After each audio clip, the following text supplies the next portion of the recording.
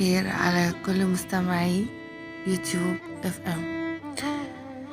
في ناس هتتحاسب على أعمار الناس اللي ضيعوها هدر، وفي ناس هتتحاسب على كم الثقة والعشم اللي رموها أصحابهم في حجرهم وسابوهم في الآخر موجوعين وتايهين ومكسورين.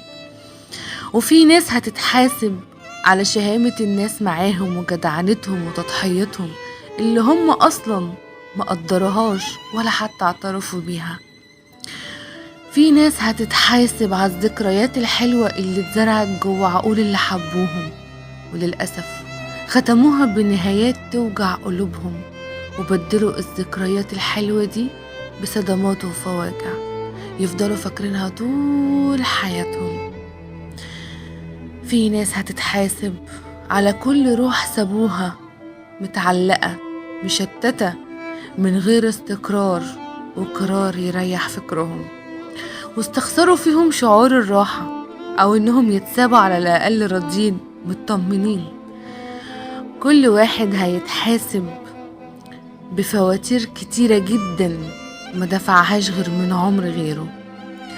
كل واحد هيتحاسب على كل قلب سابه مهزوم مقيم في دوامة الاحتياج والتعب. كل واحد هيتحاسب على كل روح سابها تعيش يطمن مشاعر وهي في بداية ربيع عمرها شابت وشالت هموم أكبر من عمرها بسبب أنانيتها. الفواتير هتخلص وهتدفع، والحساب هيخلص في الدنيا قبل الآخرة. فقبل ما تسيب وتذبح وتظلم استنى العدالة، ونفس المشهد بالنسبة لك هيحصل. هي مسألة وقت مش أكتر.